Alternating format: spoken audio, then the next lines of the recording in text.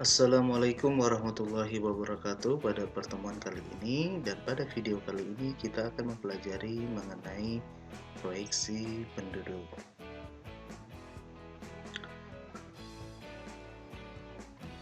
Proyeksi penduduk adalah penghitungan jumlah penduduk menurut komposisi umur dan jenis kelamin di masa yang akan datang berdasarkan asumsi arah perkembangan fertilitas, mortalitas, dan migrasi. Proyeksi penduduk bukan merupakan ramalan jumlah penduduk, akan tetapi suatu penghitungan ilmiah yang didasarkan pada asumsi dari komponen-komponen laju pertumbuhan penduduk, yaitu kelahiran, kematian, dan perpindahan, dalam hal ini migrasi. Terkait dengan proyeksi penduduk, itu terkait dengan ketersediaan data yang terbatas. Para pengguna data kependudukan, khususnya perencana dan pengambil kebijakan, sangat membutuhkan data penduduk yang berkesinambungan dari tahun ke tahun. Sayangnya, sumber data penduduk yang tersedia secara periodik setiap 5 tahun sekali hanya bisa dihasilkan dari sensus penduduk ataupun survei penduduk antar sensus.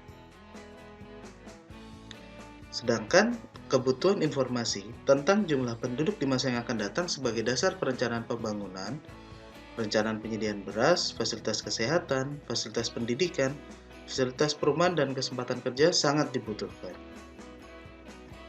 Sehingga dilakukanlah yang namanya estimasi dan proyeksi penduduk untuk memenuhi kebutuhan informasi tersebut, berupa jumlah penduduk yang ada di masa yang akan datang.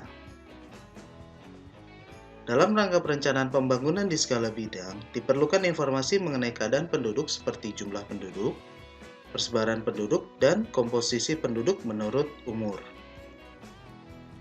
Informasi yang harus tersedia tidak hanya menyangkut keadaan pada saat perencanaan disusun, tetapi juga informasi masa lalu dan masa kini sudah tersedia dari hasil sensus dan survei.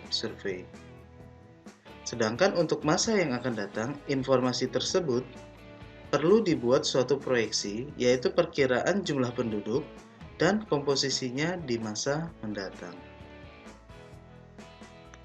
Proyeksi penduduk bukan merupakan ramalan jumlah penduduk, tapi suatu penghitungan ilmiah yang didasarkan pada asumsi dari komponen-komponen laju pertumbuhan penduduk, yaitu kelahiran, kematian, dan migrasi. Ketiga komponen tersebut yang menentukan besarnya jumlah dan struktur penduduk di masa yang akan datang. Untuk menentukan masing-masing asumsi, diperlukan data yang menggambarkan tren di masa lampau hingga saat ini. Faktor-faktor yang mempengaruhi komponen tersebut dan hubungan antara satu komponen dengan komponen yang lain, serta target yang diharapkan tercapai pada masa yang akan datang. Estimasi penduduk. Estimasi penduduk adalah perkiraan penduduk antar sensus atau segera setelah sensus. Estimasi penduduk hanya memberikan perkiraan jumlah penduduk. Dua cara yang biasa digunakan dalam estimasi penduduk, pertama menggunakan metode matematik dan yang kedua metode komponen.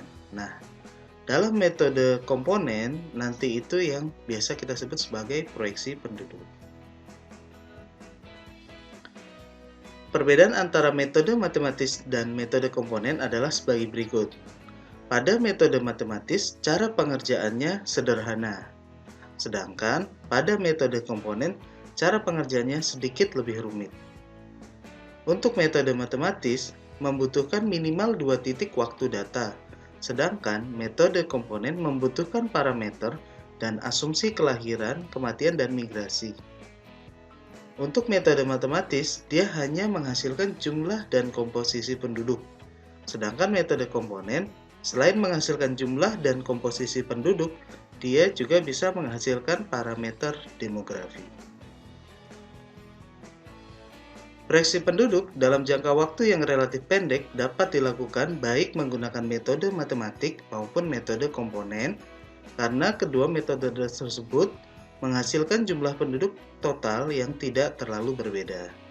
Akan tetapi, apabila proyeksi penduduk dilakukan dalam jangka waktu yang lebih panjang, misalnya seperti lebih dari 5 tahun, Maka metode yang lebih tepat untuk digunakan adalah metode komponen, karena sudah memperhitungkan perubahan-perubahan dalam komponen utama, yaitu kelahiran, kematian, dan migrasi, yang merupakan bagian dari pertumbuhan penduduk. Metode matematis. Jenis-jenis estimasi penduduk matematis.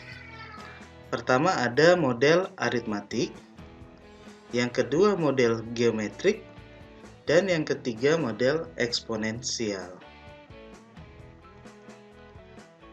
Metode matematis digunakan jika data tentang komponen pertumbuhan penduduk seperti fertilitas, mortalitas, dan migrasi tidak diketahui, sehingga yang digunakan sebagai data dasar adalah jumlah penduduk total.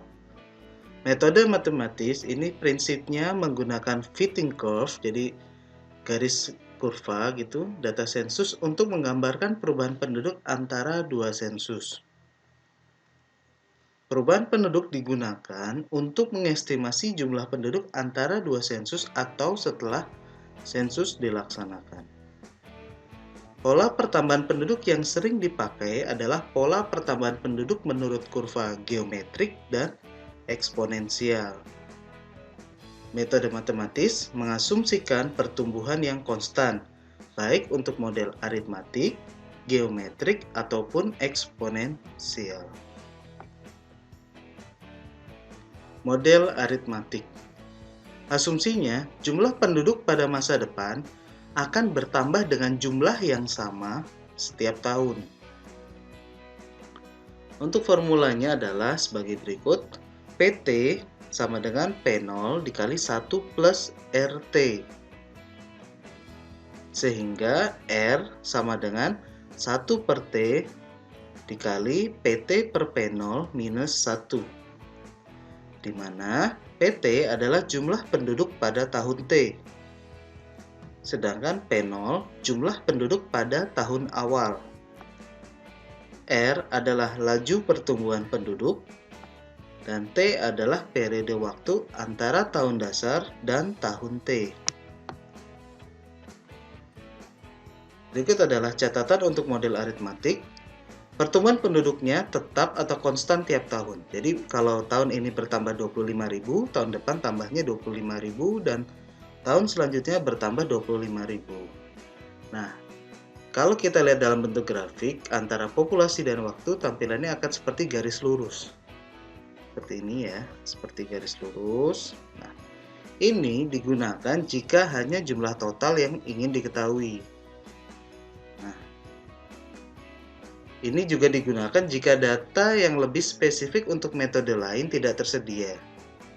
Jadi, aritmatik ini bisa digunakan sebagai yang terakhir ya, kalau misalnya kita nggak punya informasi lain untuk digunakan.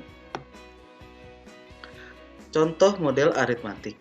Jumlah penduduk Provinsi DIY pada tahun 2000 sebanyak 3,121 juta jiwa, dan pada tahun 2010 sebanyak 3,467 juta jiwa.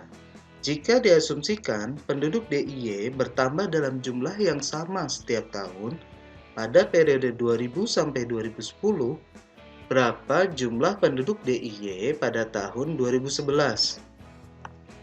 Oke, untuk menjawab, pertama kita ketahui bahwa angka pertambahan penduduk per tahun periode 2000 sampai 2010 di DIY itu adalah R, laju pertumbuhan sama dengan 1 per T, ya, 1/10, dikali PT per P0, 3,467 per 3,121 minus 1 sama dengan 0,0111. Nah, penduduk DIY 2011 sama dengan 3,121 dikali 1 plus 0,0111 dikali 11.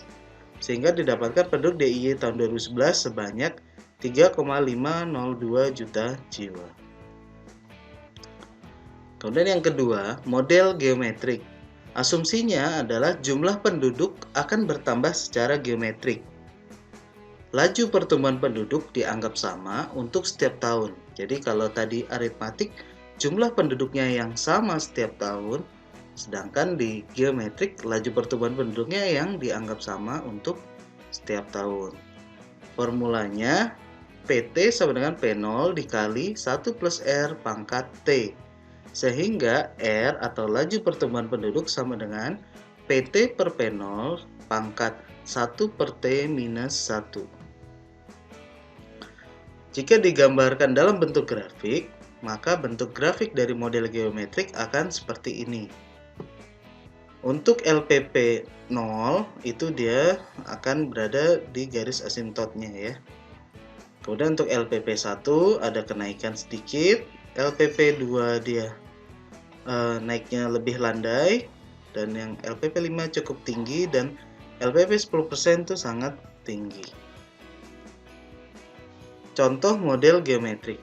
Jumlah penduduk Provinsi Sumatera Barat pada tahun 2000 sebanyak 4.248,5 ribu jiwa, dan pada tahun 2010 sebanyak 4.865,3 ribu jiwa.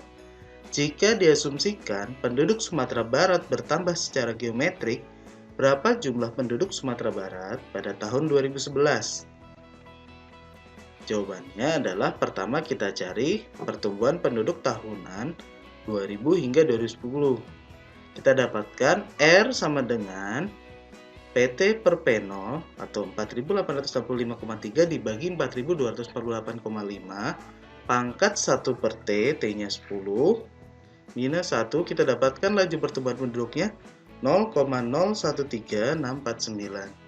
Kemudian kita dapatkan penduduk Sumatera Barat 2011 sama dengan 4.248,5 dikali 1 plus R ya 0,013649 pangkat T plus 1. 11 sama dengan 4931,7 ribu jiwa.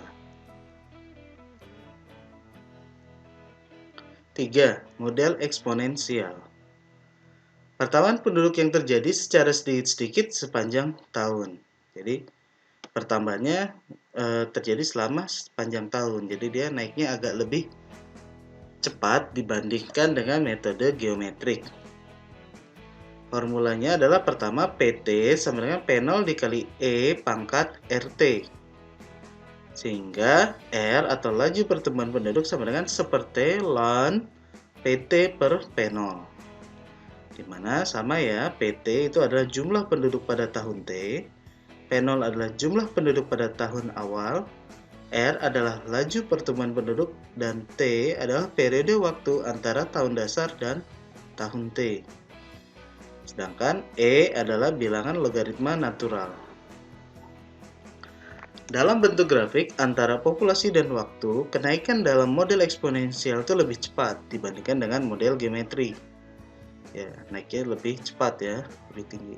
Nah, akan tetapi hasil metode eksponensial mendekati geometrik jika R-nya relatif rendah, 1-2%.